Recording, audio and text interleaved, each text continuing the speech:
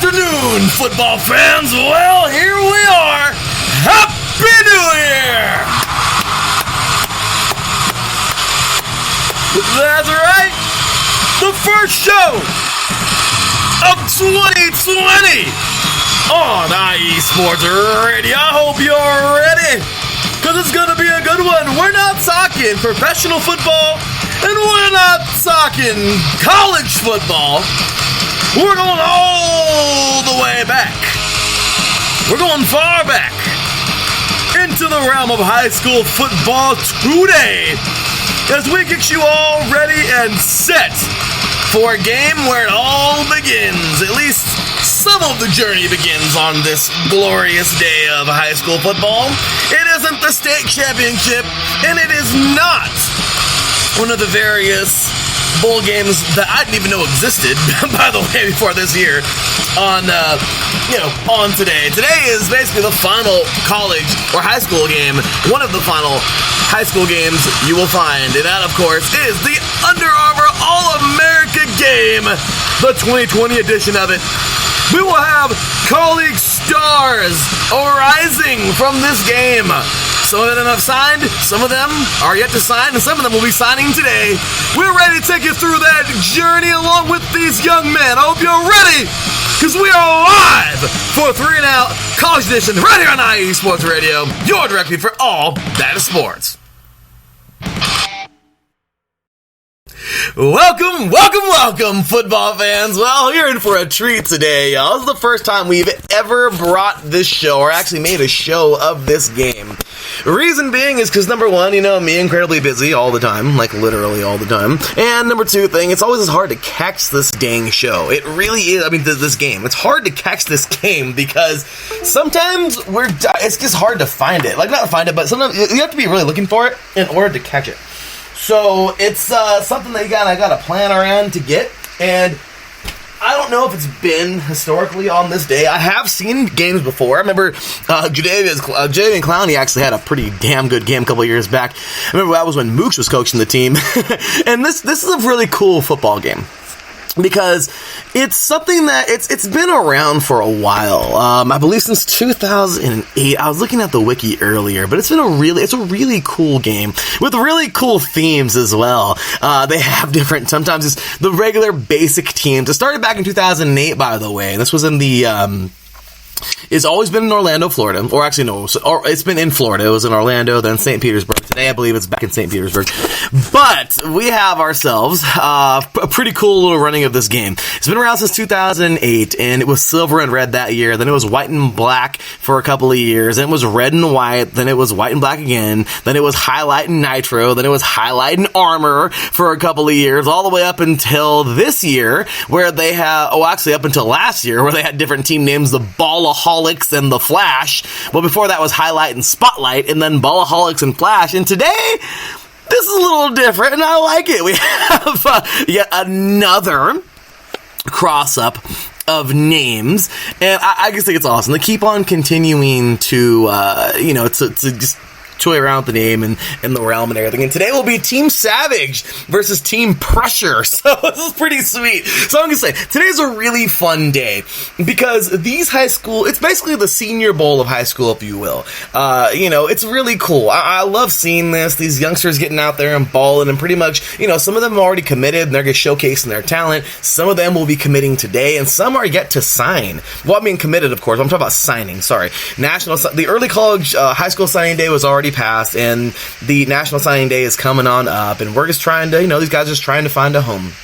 And I think it's awesome because so many of these great athletes, so many 5, 4, 3, it doesn't matter how many stars you get. Some of these guys, of course, these guys are in the spotlight, but as you've heard from Taryn and I throughout the the college season, and of course through the high school, talking CIF and everything back in November and December, junior college, as you know, my beloved RCC Tigers winning their first championship since 1989, my birth year, in 30 years. Oh, it's so awesome. But junior college is a real thing, y'all. Some of those guys, Last Chance U was a real thing. Some of these guys don't get this chance. Some of those guys are just smaller guys, or guys who just haven't gotten the exposure to be noticed in the public eye of all these coaches. And guess what? you end up going into the radar, and you have to go to a JUCO yourself, and I think it's a great thing, because you get the first 2 years out of the college, it's a little cheaper, and of course, I mean, hey, you get more exposure. I really like junior college, because you get more. I think you get more because you get to be a starter 2 places instead of having to kind of wait your turn. I mean, yes, you can be that starter as a freshman at a big university, or even, a redshirt freshman or a sophomore, redshirt sophomore, whatever. But I'm just saying, I think at junior college level too, you get really a good amount of exposure. So, I don't know. Anyway, we have a really good show today. It's only going to be an hour long. We are on right today at 1 p.m. Pacific time, 4 p.m. Eastern, and we are off literally at 2 p.m. Pacific time, 5 p.m. Eastern. Why? Because where's the thunder at? I'm going to need the thunder, trust me. Ladies and gentlemen, Caitlin Seam has returned. She was off for the last 2 weeks, of course, because of Christmas and New Year's, and she's awesome. But she will be returning today for Not What It Seems today, 2 p.m. Pacific time, 5 p.m. Eastern, and she'll be delivering you plenty around the sports world. She'll be talking, of course, the NFL playoffs, she'll be talking the college football playoffs, she got some NBA in there, got some NHL action, all kinds of great stuff. So, Caitlin's ready to rock and roll, so we'll be off right on time. And then, of course, later on today, make sure to catch the Wild West Sports Podcast with Mr. Brandon Buckingham and Mr. Matt Hames. They'll, of course, be talking the same thing, giving their spin on those things. They'll be talking college football playoffs. They'll be talking, of course, they got some NBA action last night. My beloved Lakers got a big victory over the Phoenix Suns. They'll be talking about that game. They'll be talking, of course, NBA action, some NHL coming your way. They got some good stuff coming your way as well. Their take, of course, on the NHL playoffs and everything. And then we're going to have ourselves a very special edition of 3 and Out on Saturday, believe it or not. Because I just figured it'd be the best time for everybody. So Saturday, 10 a.m. Pacific time, 1 p.m. Eastern, right before Wildcard Weekend starts. We're going to have our 4 primetime face-offs and all kinds of good stuff coming up. So that'll be on this coming Saturday. Usually my dad's Wednesday, but of course, as you know, New Year's Day, and I was trying to watch Sugar Bowl and the Rose Bowl, and I'm pretty sure a lot of people were traveling or spending time with their family and friends. So I just, thought it'd be better to push it out to Saturday, and of course Friday was taken, because don't forget to check it out. Luke, Frank, and of course Mr. RJ will be returning tomorrow, that is at 4 p.m. Pacific time, 7 p.m. Eastern time, for the Last Call Sports Podcast that's coming up tomorrow. So make sure you check that one out, talking Midwest sports. And tonight, of course, Brandon Buckingham and Mr. Matt Hames are talking West Coast sports, that is. And hey, we got to finish off the new year with some East Coast sports, of course, with Miss D and Mr. Mike, the husband and wife duo here on IA Sports Radio. They're awesome. So anyway, that was a great show. Taryn and I was surprised they even went on, but that was a lot of fun. Them talking Perry's ice cream, and I'm really trying to try that stuff. I really am. But anyway, with that said, y'all, I've went on way too far. As I always say, y'all, all glory to God. That's right. That's right. All glory to our Lord and Savior Jesus Christ. For without him, nothing is possible. And of course, big ups and thank you to all the listeners out there. Because without y'all, we ain't nothing, y'all. So we seriously got to appreciate y'all. So thank you so much for tuning in, showing us love. Get up in that chat room, show us some love. We have a little bit over 50 minutes to talk about this high school football game coming up tonight. Actually, well, today for me on the West Coast, and then, well, I guess tonight you can say it for those of you on the East Coast. But 3 p.m. Pacific time, 6 p.m. Eastern time on ESPN. I'm excited for that. So, gonna be some good stuff there. I'll be heading over to CBU tonight, by the way, as well. Tonight, the conference starts. Yeah, I'm so excited for that, man. CBU conference play starts tonight. Here we go, Lancers. Let's do this thing, y'all. So, I'm really excited. We got a big game tonight. Super excited versus Rio Grande Valley. So, really excited to play those guys tonight, 7 p.m. Pacific time, 10 p.m. Eastern time, of course, over at the Lancer Event Center, CBU Event Center, so I'm really excited to be there. So anyway, with that said, got to bring in my boy, man, my co-host, and he's the real deal, man. He is a writer for The Pilot, and of course, founder and host of our volleyball show here on IE Sports Radio, taking himself a brief little break here before he gets back to it towards the end of this month. He just finished off covering a whole bunch of women's volleyball. They concluded, and well, off to the men's now, and beach volleyball starting up towards the end of January for the men, and then I think women start like February sometime, or maybe right around there. He'll tell you all about that. But with that said, ladies and gentlemen, bringing in my co-host, man. I'm so glad to have this guy here today to talk about this great game. Ladies and gentlemen, welcome in the one, the only, Mr. Taryn Rodriguez. What's going on, Taryn? How you doing today, man? Doing good, Larry. Happy New Year, everybody. And it feels weird saying that we are in a new decade. I'm coming at you live from Palmdale. Oh, you're in Palmdale. He's up in the desert, yo. he's up in the desert today. It's freezing cold. Well, it's not freezing cold, but I mean it's hot, but it's still cold up there. It's cold-ish over here, but it's pretty sure it's hotter over there because it's always for some reason kind of hot in the desert.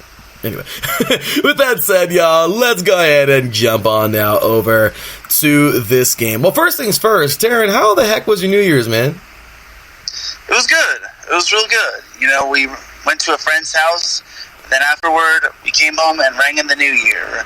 And, you know, I watched some football, college football, and, you know, just the basic things. I just had a simple New Year. It's good, man. Same deal here. I had a good old New Year's. It was a lot of fun talking to, just a lot of fun having family and friends around. And it was pretty sweet, man. My girl, we had a good time and everything. So, anyway, with that said, y'all, let's go ahead and keep this thing going on into the new decade. We are brand new, first show of the decade. So, I'm really excited about that. So, let's get this thing going, man. So, alrighty. The Under Armour All-America game. 2028 version, or if you want to say the 2020 Under Armour All-America game. First things first, Aaron, what stands out to you the most right now? When you even think about this game, what stands out to you the absolute most? Well, for starters, there are 9 uncommitted players that have not committed, and 2 of them are 5-star players, which is kind of surprising. So, you know, but two of those 5-star players have a lot of offers on the table. So, you know, I'm looking forward to seeing where they go. And I'm also, on the topic of commitments, you know, I'm seeing that Georgia has the most players committed from both these teams. And then there's Clemson with, Georgia has 10 commits from this whole shebang. And then Clemson has 8. And then Alabama's up there with 7. Florida's got 7. And I was tallying these up, and it was quite something. I was like, whoa, Georgia's going to look good in the near future, you know. So that's pretty much what I got. Hey, absolutely, man. I'll tell you right now, that is interesting to think of how many Georgia players there are. Last night, they looked good. By the way, we'll talk about that briefly, because once again, we left off a couple days ago with 3-and-out College Edition, and of course, talking about the defining moment that was on New Year's. But before we can move on a little bit, let's go ahead and get into those real quick. Alright, Darren, so might as well get into those right now. So here we go. The last time we left off, we actually were talking about, where were we? Okay, so it was on Monday, if I'm not mistaken. We left off, we were talking about Florida, of course, the Orange Bowl. All those teams have been, well, I think that was the last time we talked about those 4 games. Correct, Darren? We were talking about those? Right, yeah. Okay. So, not to beat a dead horse, but real quick. So, on Monday, of course, we had Western Kentucky defeating West Michigan 23-20 in the Serve Pro First Responders Bowl. Then we had Louisville defeating Mississippi State 38-28 in the Franklin American Mortgage Music City Bowl. Cal would defeat Illinois 35-20 in the Red Box Bowl. And then in the Orange Bowl, the Capital One Orange Bowl, number 9 Florida would defeat number 24 Virginia 36-28. And it was a very good game. I thought Florida was going to roll on them, man, but silly me. Virginia, they've been really balling this year, and well, that was a pretty good game. But Florida would come out the victor. So, on to New Year's Eve. So, alright, Taryn, let's go ahead and break these down real quick before we get on to the All-America Bowl. We got about 45 minutes to go here in the show. So, let's talk about these games real quick, Taryn. AutoZone Liberty Bowl, number 23 Navy. Talk about this team right now, man. The Midshipmen will defeat a very tough Kansas State team, 20-17 in this game. And we had some pretty good standouts. You know, Navy, of course, being an independent team, they play pretty well this year. Of course, as you can see, they went 11-2, earned themselves a bowl game. Perry, 5 for 7, 57 yards and 1 touchdown. But as you know, the Navy doesn't really bother to throw the ball, which a whole bunch. Those military academy teams love the run in the old school ground and pound kind of football, which I absolutely love. He actually went 28 carries for 213 yards, and you can see there their leading receiver Warren had 1 reception for 41 yards. So that tells you a whole bunch about this running game. And it was actually a pretty good game, Terem. 3-0 Navy at the end of the first quarter. And at the halftime, it was 10-10. Navy will lead 17-10 at the end of the third. And then a touchdown here would tie it up. at the 5:14 mark to go in the fourth quarter. That was Skylar Thompson on the 1-yard carry. Blake Lynch with the extra point, 17-17. But then as time expires, or right near actually towards the end of the game, looks like it's Bijan, I want to butcher his name, but Nichols will nail the 23-yard field goal. And there you have it, y'all. Navy will win this one 28-17. Kansas this year had a pretty decent year. Kansas State fought. And they had this was a very good matched up game for them. They didn't have the best year. They finished you could say 5th in the Big 12 conference. They were 5-4. Basically, if you want to say it, tied for 3rd, but overall record wise, it will drop to 5th place overall in the standing. And it was just kind of a tough go for those Wildcats. But good job for the Navy. I mean, a really, really good game for those guys. And the Navy, actually, this is pretty cool to see, man. Navy will win the 2019 at the time Liberty Bowl, or the 2019 Liberty Bowl, that is. And they will earn their 12th bowl game victory in program history, and their 2nd in a row, winning the 2019 Liberty Bowl. So, Taryn, what do you think about that game, man? So, yeah, that was a very interesting game, and very, very cool game as well, considering it was back and forth. Believe it or not, that game was basically a Chargers game for Navy, as the Kansas State fans were outnumbering their fans. So pretty much this was a road game for Navy. As for the game itself, I liked the game. It was back and forth. At the end of the game, I believe there was a pass interference call that was called on Kansas State, or maybe it was the West Michigan game, but either way, I think there was some sort of call that got Navy into field goal range, and that pretty much was that. So, great game nonetheless, though. Kansas State is also going to look good next year, especially with someone by the name of Christian Moore coming out of Huntington Beach High, who is an all-purpose tight end. That is awesome, man. Well, I'll be looking forward for him, looking to see him play. So, next up, a coach that I just absolutely love, and I wish I could have played for this guy, man. Herm Edwards and his Arizona State Sun Devils, man. They will win the Tony the Tigers Sun Bowl 20-14, and this was just the craziest game. They'll defeat Florida State, and it was a very good football game. My gosh. Arizona State went up with 3 field goals. That was all that was scored in the entire first half. 3 field goals, 9-0 at the half. Then a pair of touchdowns by the Seminoles in the third quarter, 14-9 at the end of the third, and then a field goal and a touchdown at the end of the game will pretty much do it. But this was awesome, man. Willie Hartz will actually they would take the lead, and that was pretty much the decider. Even though we had 10:06 to go in the game, defense was held pretty hard. Willie Hartz with the 25-yard pick 6 return to the house. Jaden Daniels for the 2-point conversion, and there it is, 20-14 final score, and that was at 10:06. Once again, the defenses did their thing in this game, and man, what a game. Daniels will go 12 for 28, not the best day, but 195 yards is pretty alright. He will be all over the ground, well, leading rusher, not everywhere, but 12 carries, 36 yards, which goes to show you they didn't have the best day on the ground. Leading receiver, 2 receptions for 76 yards from Williams, and as it goes, man, Arizona State this year, of course, Taryn, we follow the Pac-12 pretty closely. They were all right. I mean, they were right, kind of, I guess you could say somewhere in the middle of the Pac-12 South. They finished at 4-5. I guess you could say they were tied for 3rd with UCLA in the South. Record-wise, they were 1 down, and it's not the best. I think UCLA beat them. That's why they're ahead of them. But anyway, not the best year. They finished 8-5 though, and you know what? What a way to not get a nice victory to end off the year. And good job for them, man. They really did their thing. And then for Florida State, just a kind of a rough way to lose. Well, of course, never an easy way to lose, but they will finish tied for 2nd or for 3rd place. Once again, record-wise, or Wake Forest beat Florida State this year. They will finish 4th overall in the ACC Atlantic, and just not the best year for these guys either. They had a pretty tough go, and overall, this game was kind of frustration for both these teams. They wanted to show they were better than they were, and they've certainly beat the hell out of each other. But Florida State will finish at 6-7 on the year. Arizona State will finish at 8-5. And how about those Sun Devils, man? They will finish the season with their 15th bowl game victory in program history, and this is their first since 2014 as they win the 2019 Sun Bowl. Taryn, what you got, man? So this was a very weird game, honestly. Arizona State's only touchdown came via a pick 6.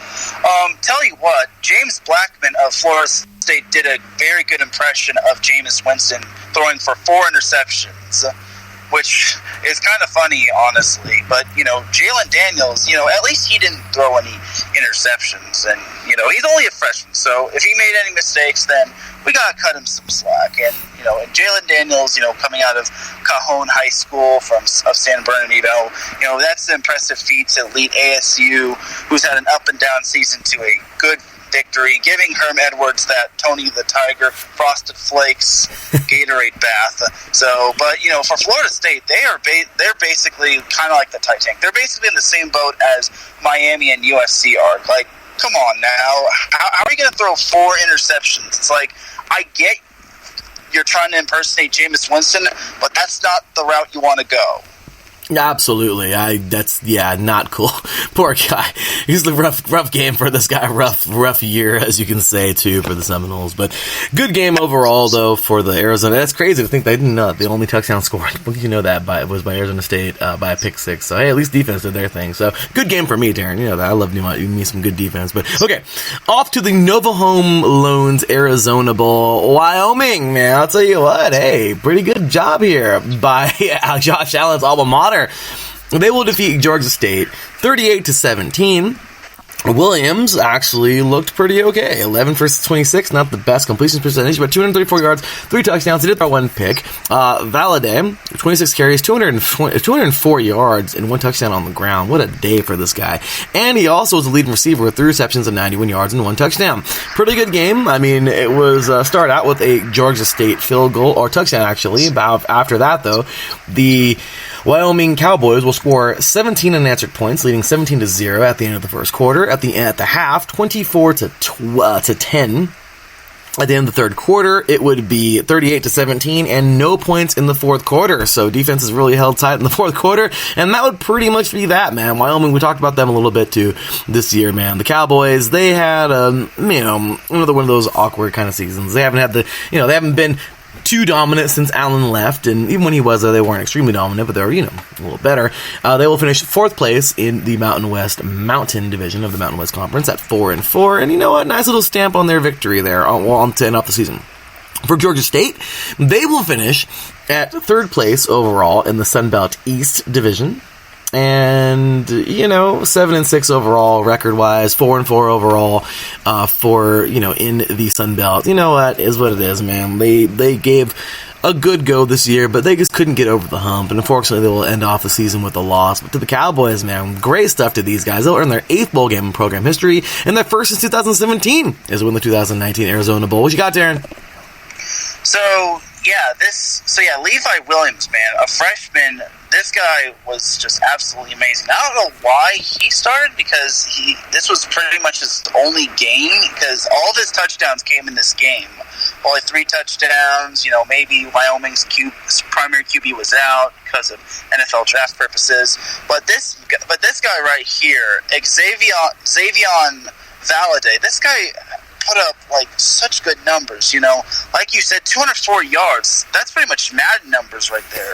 And he also had 91 receiving yards. This dude right here, he's going to be something special, like a dual threat running back. That's absolutely nuts.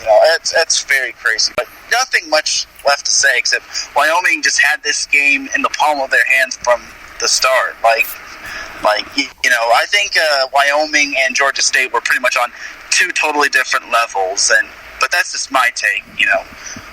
One coming from the Mountain West, one coming from the Sun Belt. Kind of evenly matched, but Wyoming was just far better offensively.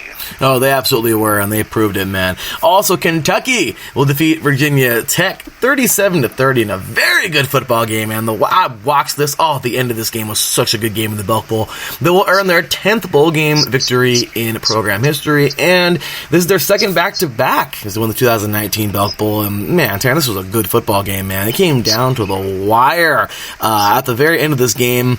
It was a touchdown as time expires. A walk-off touchdown, man. For what a job. The Kentucky Wildcats last year were amazing. They had so many guys go to the draft and play, including, I remember Snell, that guy, their running back. I mean, they looked good, man. Then this year, they were not too bad. Of course, they weren't the team they were last year, but how about this, man? 28 yards.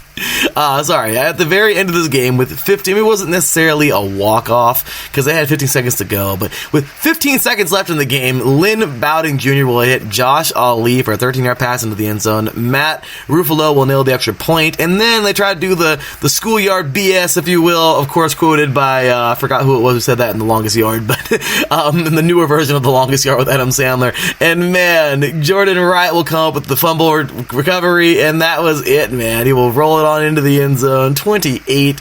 I think that's how the game ended. But regardless, 28-yard fumble recovery, scoop and score for the big man. And well, there you have it, man. Actually, I don't know if it was a big man. I forgot who it was who picked it up, but it was Jordan Wright. So what position he was? I think he was a skill. My apologies, y'all. But 37-30 final score, and what a job, man. Kentucky does it again. This year, you know what, in the SEC, they had to play in a tough place, man. The SEC is not easy.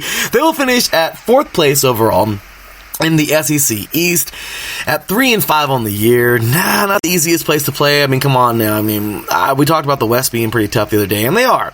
But the East, hey, both of them are pretty good, are pretty strong. Georgia, Florida, Tennessee were ahead of them. Tennessee, of course, not being the best, but Georgia and Florida ahead of both of them. But great job, though, man. Kentucky played great football, and as you can see, they'll win another bowl game once again, back-to-back.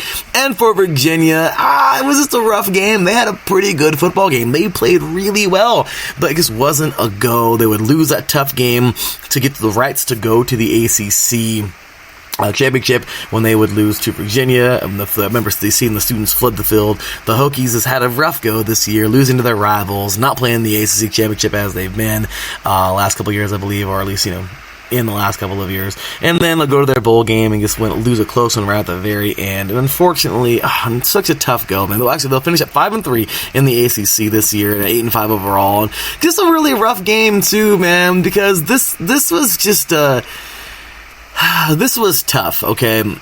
Because, and it was really cool, by the way, seeing all of his former players kind of giving their, and I don't want to say goodbyes, but, like their thank yous and congratulations, as you will. But really, it was tough, man, to see this, his final game, man. And it was rough. It was rough to see it, but man, big ups, congratulations to Bud Foster, man. This guy will retire. He will retire at the end of the season, of course, and that will be his final game. So, Bud Foster on a great career, man. This guy has been there, I think, since the 80s. Taking a look here, he's trying to find on Wiki. But, yeah, he's been there for a while, man. And congratulations to him on a great career. So, that definitely deserves the applause button, man. Congratulations to you, Mr. Coach Bud Foster. This guy is amazing. And it was awesome seeing all of his players pop up and on that commercial. I've never seen D'Angelo Hall in there and a couple other players. But yeah, unfortunately for them, though, they wouldn't be able to get this one done. Close game. But, it is what it is. Close game. But I guess his career speaks so much more than this bowl game. But really good game, and, well, that's pretty much how it will come to a close. Kentucky, Bowden went for 6 for 12, 73 yards, 1 touchdown, 1 interception. Bowden Jr. would also be the leading rusher, 34 carries, 223 yards, with one touchdown, and then Ali, 4 receptions for 52 yards and 1 touchdown. So, Taryn, your thoughts, man? So, yeah, this was another high-scoring affair and another weird game. I'm kind of guilty for actually picking Kentucky in my picks league, but then on 3 and Out, I picked Virginia Tech, so I'm a little guilty in regards to that. But this was kind of one of the more unpredictable games. Hats off to Kentucky and hats off to Bowden. Only attempting 12 passes, and then ironically that the go-ahead touchdown, which gave Kentucky the lead, was pretty much what sealed it. It's funny because there are only 13 passes attempted, so I don't know if that's Bowden's style of running the ball more times as a quarterback, but big ups to him. He really did his part in this game, and a part of me was kind of hoping that Kentucky would miss the extra point to force overtime, but that kicker came up big. Matt Ruffalo came up strong for the Wildcats, so Virginia Tech's kind of got a few questions to answer in regards to their coach. So, we'll see how these two teams progress. Absolutely. And then, Taryn, the one that we were just, I think, I don't want to say stunned. I know maybe I was for a little bit. But then again, I don't know. You tweeted something pretty funny that I hope you repeat here on the show. But, dude, seriously, man. Texas wanted to end off this year. They were the last college team to win of the decade this year. And last year in 2019. And what a job, man. Like, seriously, Texas comes out and blows the freaking doors off, man. Utah just had no answer at all. Okay, number 11 Utah would just, I don't want to say lay an egg, because Texas came out and beat them down, man. 38-10 final score. Texas, how about that, man? They will win this game 38-10, defeating number 11 Utah. They will finish the season at 8-5 on the season. Sam Ehlinger, which is absolutely incredible. This guy is just, I could see this guy going to an NFL team and really helping out. He just looks so pro ready, man. 12 for 18. Not the best. I mean, not that many passes, but even within those 18 attempts and 12 passes completed, the guy went 201 yards, okay? He completed for over 201 yards, 3 touchdowns and 1 interception. Ingram with 13 carries, 108 yards. That is a great percentage for 108 yards, man. That's awesome with 1 touchdown. And then Duvernay, 3 receptions and 92 yards, 1 touchdown. They just looked good. Ladies and gentlemen, Texas, man, this game wasn't even close. It was nowhere near close. 10-0 at the half. At the end of the third, it was 24-3. So, I mean, of course, Utah always had a chance in this game, but then that fourth quarter came, it got a little bit closer, I guess you could say, 24-10 in the fourth quarter. You would have, let's see here, Tyler Huntley to Damari, Simpkins for 4 yards, and then Jaden Redding with his extra point. But after that, man, 2 back-to-back touchdowns. They were pretty close to each other, within each other in football time. And it was 8:58 to go, and then one with 7:54 to go. But, man, Texas just did this dang thing. It was great performance. First touchdown here, Sam Ehlinger with 15-yard pass to Devin Duvernay, and then Cameron Dicker with the extra point, and then Keontae Ingram with the 49-yard carry into the end zone. Cameron Dicker with the extra point there, and that is that, y'all. With 7:54 to go, this game was pretty much over. Defenses did the rest. 38-10 final score in this game. Texas will pull this thing out and get a victory here, and then serves them right. They had a tough year, man. They just had a tough go. They didn't compete in the Big 12 championship game this year. It was just a rough go for these guys, man. They did not have the best year. They were 5-4 overall in the Big 12, and they finished third place, or I guess you could say tied for third with a couple other teams, but they had a rough go. As for Utah, I expected a lot more of this team. I mean, they looked good this year. I know they lost to USC, but is what it is. They were pretty decent. They got smacked around by Oregon in the Pac-12 championship game, and I thought for sure, I think Tara and I both agreed, but they were going to come out and play pretty good, and they didn't. They just looked not that good. They finished 8-1 in the Pac-12 South. They won the Pac-12 South this year. Like I said, they didn't win the Pac-12, but just overall, I don't know. Taryn, please give me all your thoughts on this game. So yeah, when it comes to big games, Utah sure knows how to lay an egg. It's completely, honestly, and I feel for Tyler Huntley, who went off on a sour note. How do you muster up? How are you, the number 11 team in the nation, only going to muster up 10 points against Texas? And how are you going to give up 38 points? It's ridiculous. They made Sam Ehlinger look like Drew Brees out there, to be honest with you. Like you said, 3 throwing touchdowns, and 1 rushing touchdown as well. So, tell you what, this Texas team, they deserve a lot of credit for all that they've been through this year. You can't say enough good about them. And they came close to, I believe they came close to knocking off Baylor. I'm not entirely sure. But, they deserve credit. They came up big in this game. And as for Utah, this, obviously they won the Pac-12 South, but, when it comes to big games like this, you cannot be this disappointing. USC was one thing, with the gong show that they had, But the Pac-12 championship game and then this bowl game, it's ridiculous, man. So, no excuses for Utah. Absolutely, man. So we're going to hyperspeed through the New Year's Day games, but man, they were good. Minnesota, how about Minnesota, Taryn? They will winning upset fashion, number 12 Auburn, 31-24. The Golden Gophers were in their 9th bowl game in Frank's history, and they win their 4th bowl game straight, winning the 2019 Outback Bowl. Huge performances by Morgan. Great job by him. 19 for 29, 278 yards, 2 touchdowns, 1 interception. Ibrahim, 20 carries, 140 yards, 1 touchdown. Great day for him. And Johnson, 12 receptions, 204 yards, and 2 touchdowns. This year, Auburn didn't have the best year in the SEC. These guys it was kind of tough. They finished 3rd place in the West at 5-3 overall. Just kind of a rough go for these guys. Minnesota, though, they were even, getting nationally ranked, national championship type of talk from around the country. They unfortunately, they wouldn't win the Big Ten this year. They would finish at 7-2. They wouldn't compete in the Big Ten game. But overall, man, just a great job from Minnesota. Your thoughts, man? Yeah, I think that Bo Nix got a case of cold feet, considering he's only a freshman and he's competing against a big boy team such as Minnesota. I totally forgot that Nix was a freshman for Auburn and before when it came to making my picks, because I was impressed with how Bo Nix came up big against Alabama, but against Minnesota this was a totally different game, and I guess some of these Big Ten teams are just totally different than the SEC team. So, gotta give it up to Minnesota. Auburn, I kind of think was very overwhelmed, offensively, but it doesn't take away from a phenomenal season they had. Look on the bright side, Auburn fans. At least your basketball team is still undefeated.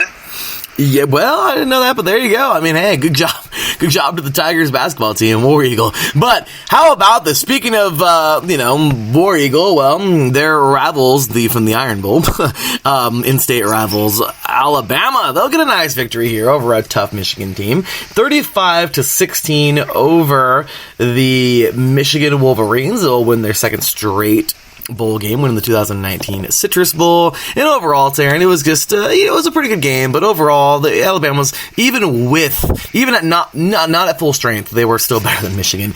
Jones went 16 for 25, 327 yards and 3 touchdowns, which is absolutely impressive for that low of attempts of completions. I mean, it's not super low, but my gosh, that was pretty good. Against a defense that's actually pretty decent. Harris with 24 carries and 136 yards and 2 touchdowns. And Jerry Jeudy, a guy who we're all looking forward to seeing where he goes in the draft, 6 receptions, 204 yards, and 1 touchdown. Alabama this year, we already know they had a tough go, didn't win the big games they needed to. Of course, they lost Tua early on. It was just a tough year for these guys, man. No word from Tua yet if he's declaring for the draft, but at least from what I know, Taryn, you can answer that for me. But Alabama, man, these guys just had a rough go. They wouldn't make the SEC championship. They will finish at 6-2 in the West, and just a rough go for these guys. Finished 2nd place under LSU, but still, rough go for them. Michigan still not being able to defeat Ohio State this year in the game, and then unfortunately, they would drop to 3rd place in the Big Ten East under Ohio State and Penn State at 6-3. It's not a good day for them either. Well, not a good season.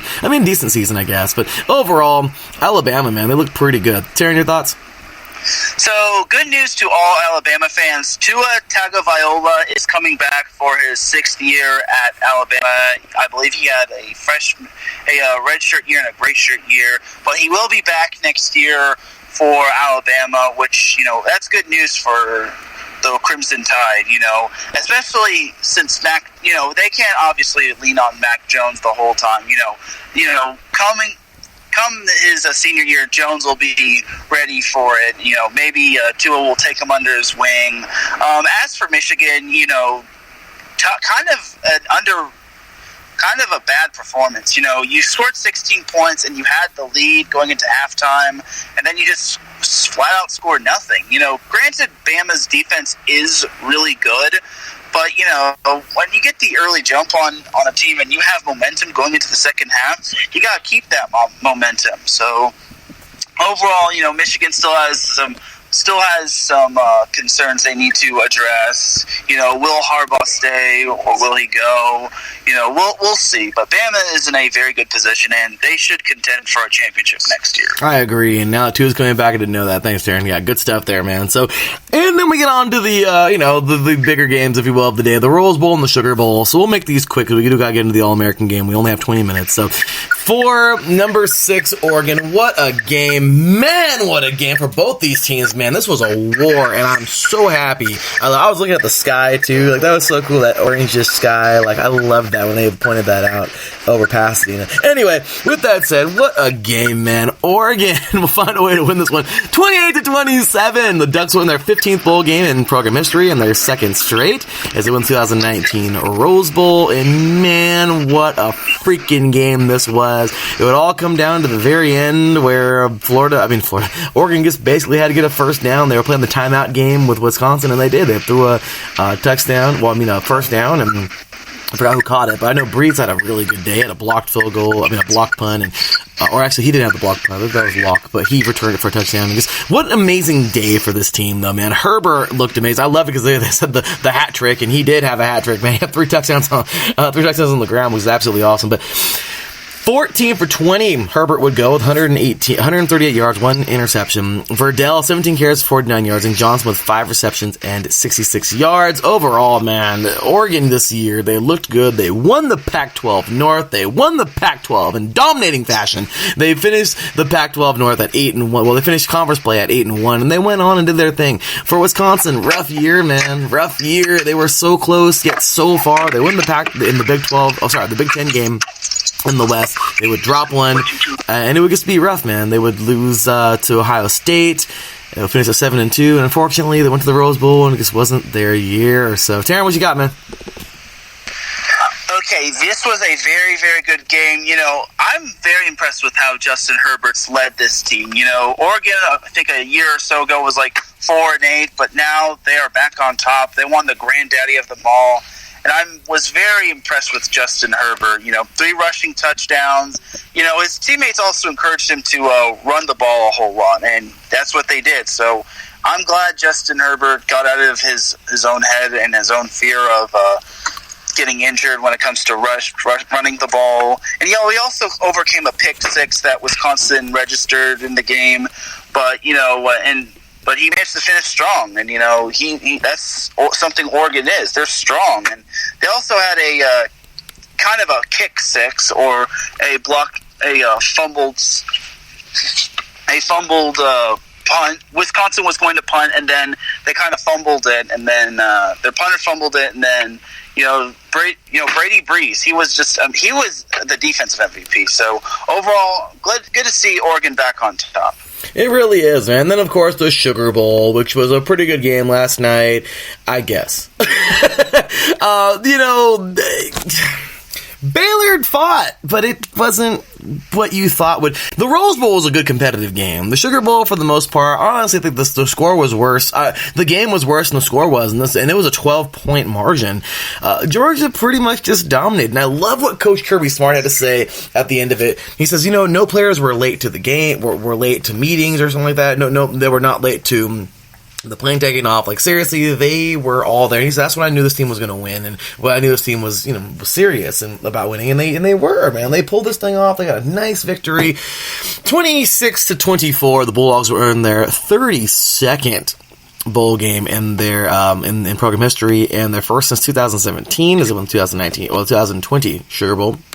And they looked good. This team looked good, man. I mean, look at this. From 20 for 30, 250 yards, 2 touchdowns. White, 18 carries, 92 yards, 1 touchdown. And Pickens, man, this guy went off. 12 receptions, 175 yards, 1 touchdown. And like I said, this is a dominating performance, man. At the half, it was 19-0. I mean, third quarter, there was two touchdowns by Baylor, but nothing in the fourth quarter, because completely, that was it, 26-14 final score. And, Baylor just had a rough go this entire year. They were so close, yet so far. They finished second place overall in the Big 10 or in the Big 12 conference, they would fall to Oklahoma in the Big 12 championship game.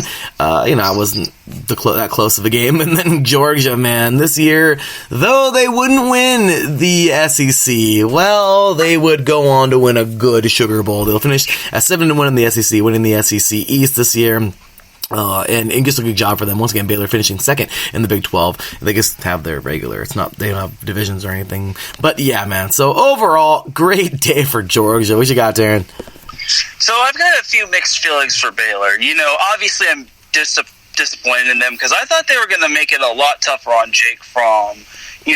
Considering, it was 19-0. They made Jake Fromm look like Peyton Manning out there, which is quite ridiculous. At the same time, Baylor suffered from the same fate that USC had. They lost their starting QB in the fourth quarter. They lost Charlie Brewer, who had a rushing touchdown and a passing touchdown, and then they kind of had to go with their backup QB, which was Jacob Zeno, who's only a freshman. So, obviously, basically Zeno kind of suffered from the same fate that Matt Fink had for USC. He just wasn't ready, and, for something like this. So hopefully Charlie Brewer does get better. He kind of suffered a concussion. He's kind of had a couple of those. But I hope he'll be back, bouncing back soon. But George Pickens, this freshman for Georgia, he was amazing. So, yeah. Absolutely, man. So I'm looking forward to, another great day of bowl games. As a matter of fact, right now we are currently, the Birmingham Bowl is currently underway. Boston taking on number 21 Cincinnati. That game's actually moving on at the moment. Game started about an hour and 46 minutes ago, and it's delayed at the moment, unfortunately. Yeah, it says it's delayed. Yeah, that's kind of odd. I don't know what the heck happened, but it's prepping for the show and everything, but we'll find out what's going on with that. Also, today we have, at 4 p.m. Pacific Time, 7 p.m. Eastern Time, Indiana takes on Tennessee in the TaxSlayer Gator Bowl. But anyway, Taryn, so we got about 15 minutes left here. Let's go ahead and talk about some of these players around the Under Armour American All-America game. Some players are really watching. I am really excited to see. Well, first things first, Taryn, talk about you pointed something very crazy out to me about a couple players that we know all too well up here in Southern California who are not participating in this game. Yeah, a pair of players that aren't participating in this game are DJ Uigalele of St. John Bosco and Bryce Young of Mater Dei, and they're both quarterbacks. So Uigalele is going to be participating in the Polynesian Bowl, which is going to be on January 20th, I said. And Bryce Young, he's not participating in any bowls, which is kind of odd, but that's quite all right. Maybe he wants to stay healthy. Maybe he's already training with Alabama. Who knows? But no Justin Flo as well. Some of these players that I thought that would be playing aren't playing. So maybe it's because you can't partake in too many bowls, but it's kind of weird. I thought for sure we would see Justin Flo, Uigalele. I thought we were going to see Bryce Young. I really did think we were going to see some of these guys out there. Unfortunately, though, I have no idea what the heck happened with some of these guys. But there are some players that I really do want to highlight, man. Out of St. Francis Academy, Micah Mazkua, I believe. I'm not sure his name, but he's a big boy, big guard, 6'5", 290 pounds. That's a big dude for a high school senior, man. He's actually already committed to Michigan, but I'm looking forward to seeing what this guy can do, man. Michigan needs that freaking help on the offensive line so bad. They need so much help everywhere, but I thought that was a pretty big, he could really be a standout. Also, out of Mesa High School, in Mesa, Arizona, Jaden Green, he's actually committed to Washington. He's a 2-star recruit, 6 foot, 200 pounds. And you know what? This guy, he's a long snapper, but I just think it's pretty awesome that, man, Washington just seems to always, Washington has so much talent, and this guy's only a 2-star, but who cares? I love it, because Washington's it doesn't matter what star you are. I love that, man. That's super cool when they can take chances on guys who maybe aren't these Bill 5. I know he's just a long snapper, but still, I thought that was pretty cool. But yeah, so Taryn, real quick, man, I'm on the ESPN list here, but while I'm doing that, man, I'm looking at a couple different players and everything here to mention. Anybody you're really looking forward to seeing in this game today?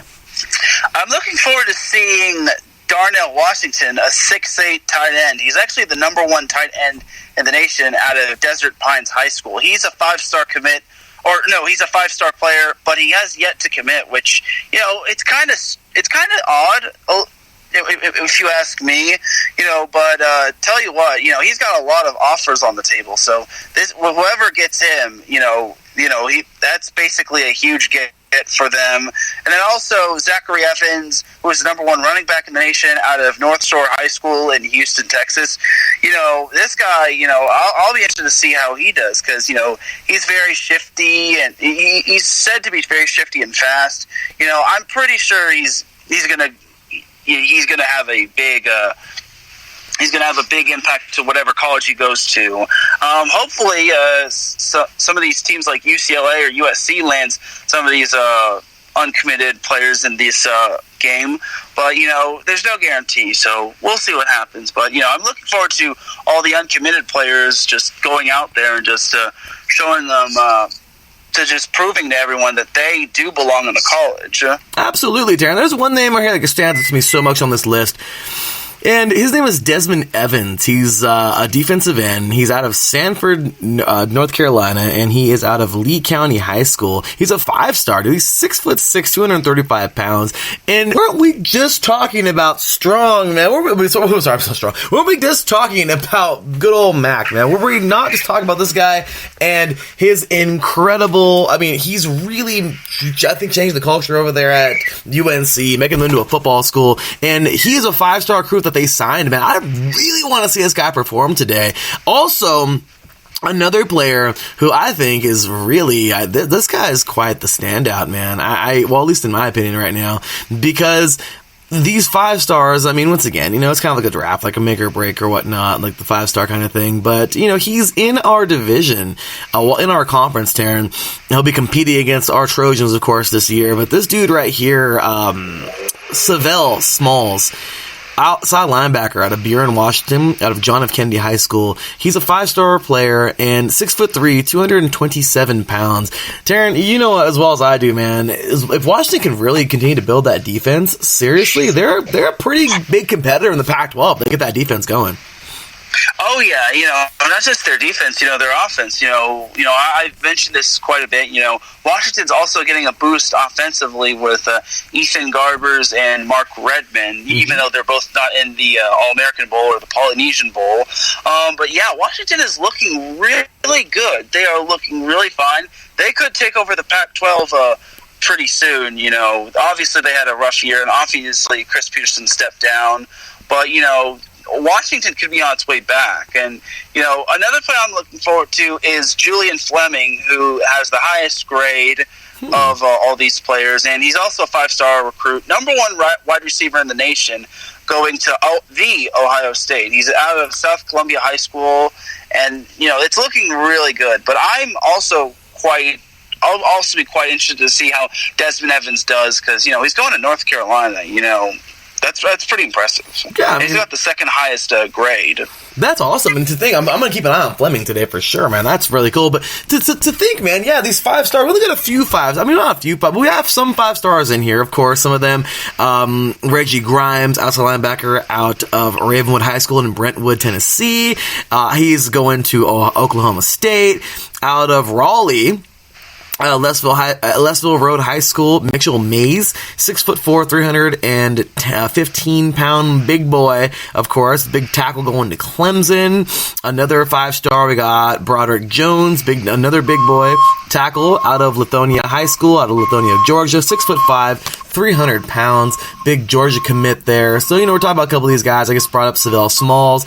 And then, of course, another guy, Chris Braswell, defensive end out of St. Francis. This guy is a big monster, of course, 6'3", 220, well, somewhat, kind of big, but good size, actually, 6'3", 220 pounds out of Alabama. He's going to Alabama. But yeah, these 5-stars, man, really excited to see that. Another guy that I thought was really cool out of Hammond High School, Columbia, South Carolina, Jordan Birch, 6'4", 250 pounds, heading over to the Gamecocks. Taryn, what do you think about that, man? When you see these 5-star players going to programs that maybe aren't Alabama or aren't LSU, what do you think about those guys, Taryn?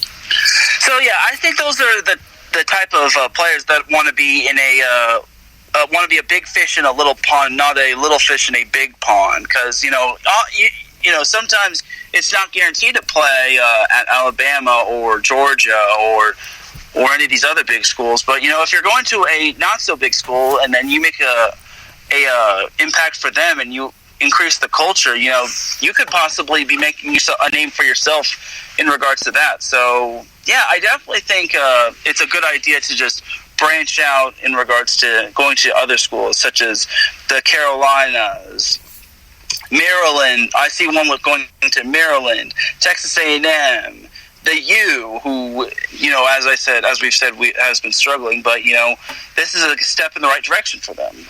Absolutely. And last but not least, Terry, we only have 5 minutes left here on the show, but I just want to point something out, man. Seriously, I really want to point something out. Actually, okay, there's one more guy I wanted to bring up real quick, because I remember 2-A-Days. I remember that show back at MTV back in the day out of Hoover High School. Birmingham, Alabama. This guy's actually Robbie Ashford, and the reason why I brought him up, he's a 4-star recruit, 6'3", 210 pounds. He's going to Oregon, Terrence, so we'll be seeing this guy, of course. I just wanted to bring up the popular TV show 2-A-Days from back in the day. Maybe like 10, 12 years ago. It was back when I was in high school. But anyway, so real quick, Terrence, I just wanted to bring up something. How many people just really like Coach O? Like, I mean, I know LSU is a great team, but seriously, dude, look at these players. I'm going to go down this list really, really fast. But look at these LSU commits, man. Oh my gosh, look at these guys. Like, they are showing out, man. LSU, look at this. We got... let's see. Take a quick look here. Let's see. Jaquin Roy, big tackle, okay, out of Baton Rouge University Laboratory School. 6'3", 290 pounds. We also have Marcus Dumerville, offensive tackle. Fort Lauderdale, okay, out of St. Thomas Aquinas High School, 4-star recruit, 6'5", 295 pounds. We got 2 other ones right here in a row. Keyshawn, looks like Boat, I don't know his name, Boutte, receiver here out of New Iberia, Louisiana, Westgate High School, 4-star athlete, 5'10", 180 pounds. Also 6'2", 215 pound outside linebacker, Antoine, Sampa, I believe. Sampa. He is 6'2", once again, 215 pound dude coming out of, going to LSU. I mean, and there's a couple more here out of Sugar Hill, Georgia, Lanier High School. Philip Webb, outside linebacker, once again, 6'4", 225 pounds. So I think there's a few more. Actually, that's the last one. But Taryn, I mean, seriously, they have a lot of guys going their way. I mean, do you think it's just the culture of LSU winning right now, or do you really think? Because I remember hearing good old their quarterback, man, Burrow, talk about you. Like, if you don't want to play for this guy, like, you're out of your mind. Like, I forgot, who doesn't want to play for Coach O? So seriously, man, give me your thoughts on that. That'll be the closing statement for today. But what do you think about that? So yeah, definitely LSU is making a great culture for their program, and they're building it from the ground up. Tell you what, I'm surprised there aren't more of these players going to LSU. I'm surprised there are more players going to Georgia than LSU, as well as Clemson, Bama, Florida, which is kind of a surprise. Maybe the uncommitteds will probably just get a change of heart, and they'll probably go to LSU, but you never know. But I'm loving the tradition that LSU is committed, and LSU and Coach Orgeron, he is absolutely amazing. I still can't believe USC let him walk. So what are you thinking? Like, come on, man, come on, USC, come on, man. Yeah, I am saltier than a French fry right now. Yes. Yeah, Darren, I am absolutely right there with you, man. Oh my gosh, I'm so pissed off about that. But it is what it is, man. He's back home. He said he's got his dream job. He's back where he grew up in Louisiana, and I know he couldn't be happier, but I'm just bummed because we had that guy, man. Like, oh, I'm mad. But anyway, with that said, Darren, that's going to pretty much do it for today's show, man. We got 2 minutes left here before we're out of here. So, how about you go ahead, man, introduce yourself. Well, not introduce yourself, but thank you, listeners listening, man. Introduce yourself real quick, and of course, man, let them know where they can find you on Twitter.